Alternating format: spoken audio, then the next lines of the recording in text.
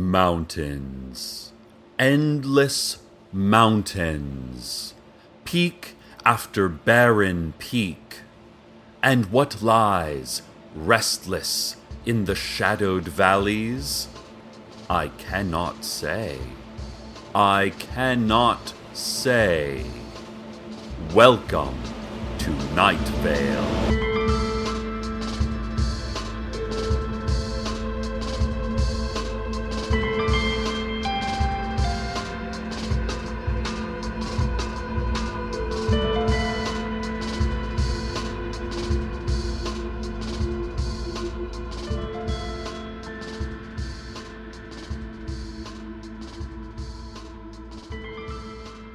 Hello. Let's start there. Let's start with a greeting, a simple hello, and then let's move right into the most exciting news, the most wonderful news. As you may remember, a few weeks ago, along with the beginning of a vicious war against us by tiny people from a tiny underground city, Carlos, the beautiful scientist, finally returned my expressions of affection. And not in that dry science way he always used to use, saying things like, "I'm not calling for personal reasons. I need to tell your radio audience about a strange hole that might appear in their wall." Oh yeah, I forgot. There's a strange hole that might appear in your wall. He said it was important to tell you, especially after what happened in the Smithwick house. I forgot. That was a while back, so I guess it doesn't matter much now. But yesterday, when he called me, he started his call by saying, "I am calling for personal reasons. Also, my calculations show a strange source of energy approaching the town, but not emanating the kind of light that such a source should." Isn't that so sweet? And well, one thing led to another. And last night, we went out on our first date. I just have to tell you about it. I have certain obligations, though, so first, let's get to the news. The secret police, in association with a vague yet menacing government agency, announced that those trucks full of crates far out in the desert are nothing, and that we shouldn't worry about them. The trucks, which no one in town knew about until this announcement, are filled with crates that are warm to the touch. Some of them tick, others do not. Don't even worry a little about them, say the secret police. Forget we said anything. No, really, remembering we said anything is now against the law. We reached out to Lieutenant Regis of Unit 7 of the local National Guard station and KFC combo store for a comment. And he said he's been ruminating on a lot of things. "Just a lot of stuff's been running through my mind." That's an interesting phrase, running through the mind. Where are those thoughts going? Are they trying to leave? And if so, for where? When pressed to comment specifically about the trucks full of crates out in the desert, he just repeated everything he had said with the exact same inflections and gestures. Well, I'm sure these crates won't come up again and pose no future danger to any of us. No more on this story, ever, I'm sure. The Night Vale Public Library will be expanding into a second branch, the Night Vale Private Library. This library will be right next door to the current location and will be available only to one person, local billionaire Marcus Vanston. It will contain thousands of books on any given subject, an interactive children's area shaped like a full-sized pirate ship, and a biography section featuring not just biographies of Helen Hunt, but also biographies of Sean Penn. Plans include floor-to-ceiling windows facing the public library, which Marcus, the only person who will ever be allowed inside, says he will use to stroll nude through his library, staring ordinary citizens in the eyes as he does not read or make any use of the towers of books around him. Marcus continued, "Maybe I will pick up a book and open it, as though I were going to read it, but then reveal to those watching that I am holding it upside down before laughing and throwing the book away. I'm not sure. I haven't planned out every moment. I will definitely be nude, though." The Public Library Board of Directors issued a statement via loudspeaker from their helicopter that hovers continuously over our city, indicating that they feel this expansion will serve the community by showing how rich Marcus is, and what a great guy that obviously makes him. And have you seen how many cars that guy owns? Wow. Reports also indicate that the Night Vale Private Library will be entirely free of librarians, a fact that will be of little comfort to the many public library goers who are injured or killed in librarian maulings every year. Remember, if confronted by a librarian while looking for a book to check out, do not attempt to escape by climbing a tree. There are no trees in the library, and the precious moments it will take you to look around and realize this will allow the librarian to strike. Don't become a statistic. All right, news done. So, now let's talk about the date. Carlos and I met up in Old Town. I was wearing my best tunic and furry pants, and he had on a laid-back weekend lab coat. We were both beautiful in the late afternoon sunlight. Each other's dreams met in a real-world moment. Our destination was none other than Gino's Italian dining experience and grill and bar, the fanciest restaurant in town. It was a perfect day, other than the strange blot of darkness buzzing on the edge of town. But that was probably yet another Applebee's under construction. We went arm in arm into Gino's and were immediately seated, with no memory of who greeted us at the door or how we got to our table, situated in a classy, understated, and absolutely doorless room. The full Gino's experience. Their menu is somewhat limited after the ban on wheat and wheat byproducts, so we each ordered a single portobello mushroom, served rare and bloody, as is the Gino's way. From the window, we had a great view of the sunset, and of the buzzing shadow thing, which seemed to have moved closer. "I've been thinking," Carlos said. "Uh-huh," I said. "Yeah, that's what I've been doing lately," he said. "Thinking. It's part of being a scientist. What have you been up to?" And so we talked. Just us and our bleeding mushrooms, and the buzzing shadow presence, and a blooming haze of romance in the air. Wait. Hold on.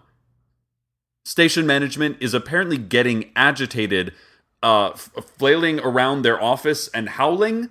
So I need to do some more news real quick. Violent incidents increased across the entire Night Vale area over the last several weeks, as the people of the miniature city under Lane 5 of the Desert Flower Bowling Alley and Arcade Fun Complex continue to wage their war against us, with tiny bodies and tinier weapons. Citizens are urged to protect themselves against this army in our midst by stomping everywhere they go, and keeping a vigilant watch towards the ground rather than keeping our eyes closed as we usually do. In related news, the City Council has erected a monument to the fallen Apache Tracker, that hero who died for the welfare of us all. The monument will be dedicated in a secret, silent ceremony attended by no one, and the monument itself will be buried somewhere in the desert where no one will find it, because he was also a racist embarrassment, and we don't want our town associated with that kind of thing. And now, the community calendar. Monday will be the annual Bluegrass Festival, held in the burned-out shell that used to be Louis Blasco's music shop, before he lit it on fire and skipped town with the insurance money. Participants can huddle among the ashen remains, casting haunting looks at each other and sharing some of their favorite bluegrass dirges. Legend has it that if you look into a mirror and say absolutely nothing 3 times, Louis himself will appear and teach the crowd some simple, easy bluegrass licks before taking your soul back with him into the dark of the mirror. Tuesday is a holiday. Make sure you have adequate emergency supplies and plenty of clear plastic sheeting. We're not sure which holiday it is, so have all possible antidotes on hand. Wednesday, the staff of Dark Owl Records are getting a band together. We know a lot about music, they'll say, grabbing knives and hammers. We should start a band. Definitely, they'll continue over the screams. Let's get a band together. We should do that. Thursday through Sunday will be a blur of routine and practicalities. A series of moments and actions that we will fail to notice as we experience them, and will forget the moment they are gone. This has been the Community Calendar. All right, boring stuff done. Back to the date. We wrapped up dinner at Gino's with a slice of their special, invisible, non-corporeal, and tasteless carrot cake, which was as light as air and resembled air in all other qualities as well. Our waiter, formerly a heavy-set man with a large mustache, was now a buzzing shadow man defined only by the absence of light in the vague shape of a torso and limbs. Presumably, our former waiter was on break. We asked for the check, and then made our escape from the doorless room by breaking the window using the brick our waiter had provided for that purpose. Carlos and I, oh, the magic of that phrase, oh, the ecstasy of all that a simple conjunction can imply, took a stroll through Mission Grove Park. It was just us and the trees and the crowd of our fellow citizens who were all doing the usual recreational activity of pointing at the sky and shouting in terror. I asked Carlos if he wanted to join in for a round. But he said he had already been scared of all that the empty sky implies yesterday, and so was pretty tired. If you want, he said, we could do some tests on the trees. I've been meaning to do some scientific tests on the trees. They seem normal, but given all that I've observed in this town, it is a significant chance that they are not. Well, of course, I could not pass up the opportunity to perform real science side by side with my Carlos. And so we approached the nearest tree, an old sagging thing, and began to perform tests, the nature and purpose of which I am not remotely qualified to describe. Meanwhile, our fellow park-goers had ceased screaming and had taken up being strange, buzzing shadow beings. All of them were standing exactly where they had been, but were now defined only by the absence of light in the vague shape of a torso and limbs. I stroked Carlos's cheek. I don't know if he noticed. He said the tests were inconclusive, and also was perfect in face and form. And now a word from our sponsors. Looking for a home security solution? Good luck with that. Want to feel safe when driving your car? Get in line. Fearful when walking alone at night? Well, you should be. When life seems dangerous and unmanageable, just remember that it is, and that you can't survive forever. Denny's Restaurants, why not? And now a station editorial. Listeners, a lot has been made about the topic of beauty, and I don't think we in the media always do our best to promote healthy self-images. Movies and magazines and TV shows and advertisers love to use photo and video editing to make people seem skinnier, fairer, and more appealing to a false ideal of human beauty. And I think this takes a strong hold of us, especially children. But remember, you are beautiful only when you do beautiful things. Full lips aren't as beautiful as a full laugh. Skinny hips aren't as attractive as a quick wit. Think about treating others right, and those others will flock to you in screaming droves. Just peel back those artificial layers, Night Vale. Unzip that name brand coat, those skinny jeans, wipe off that makeup, and gently, but very quickly, peel off that skin that's covering up the true you. Look at those exposed eyes, dangling unprotected from their gaping sockets. Look at the blood and sinew slowly uncoiling from quivering bones. Admire that slippery viscera trying to squeeze under those dynamic ribs of yours. You are organic, to be sure, listener. Be proud of who you are. Speaking of pride, speaking of beauty, more from my date soon. But first, the weather. Let's get right back into it, shall we?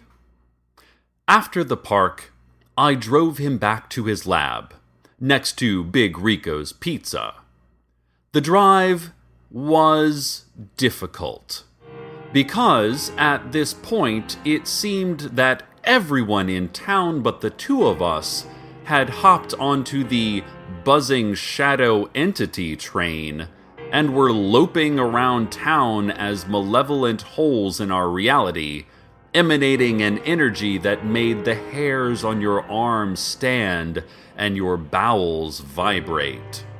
Or maybe that was just the chemistry with Carlos I was feeling.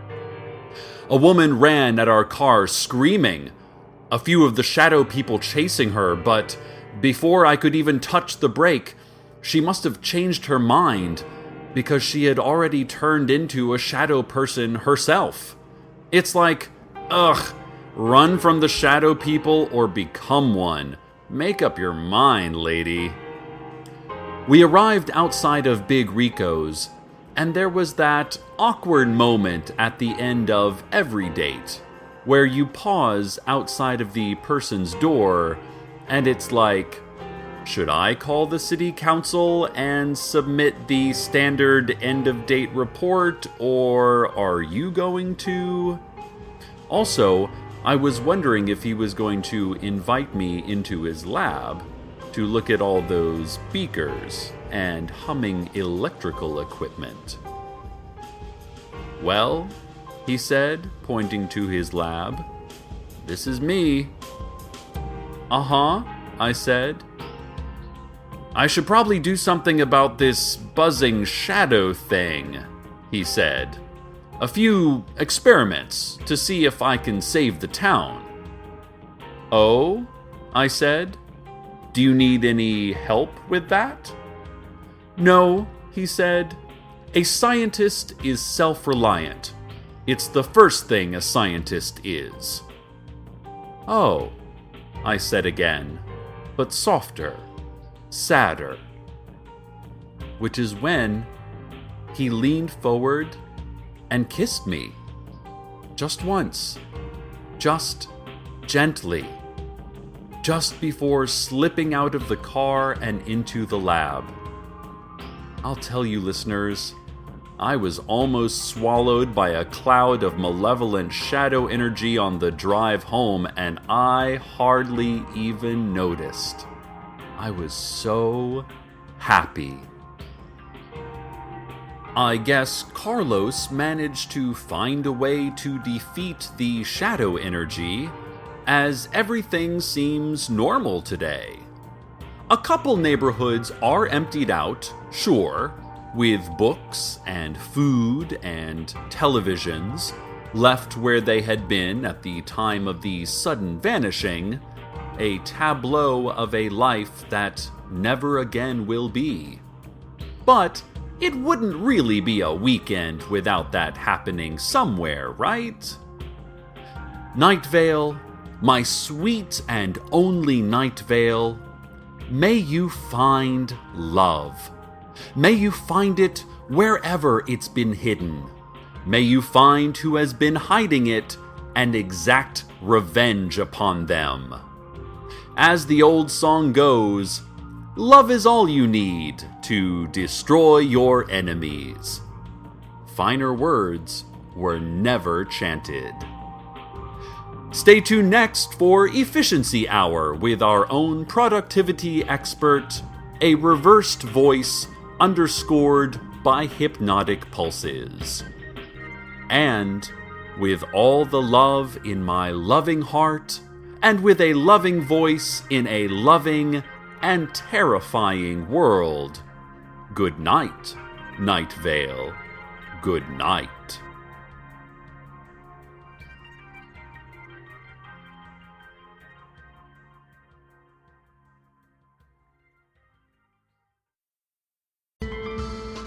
Welcome to Night Vale is a production of Commonplace Books. It is written by Joseph Fink and Jeffrey Craner and produced by Joseph Fink. The voice of Night Vale is Cecil Baldwin. Original music by Disparition. All of it can be downloaded for free at disparition.info. This episode's weather was Team the Best Team by Doomtree. Find out more at doomtree.net. Want to have your music featured in the weather section? Want to contribute your talents to the show? Just want to say hi? Email us at nightvale@commonplacebooks.com. or follow us on Twitter at Night Vale Radio.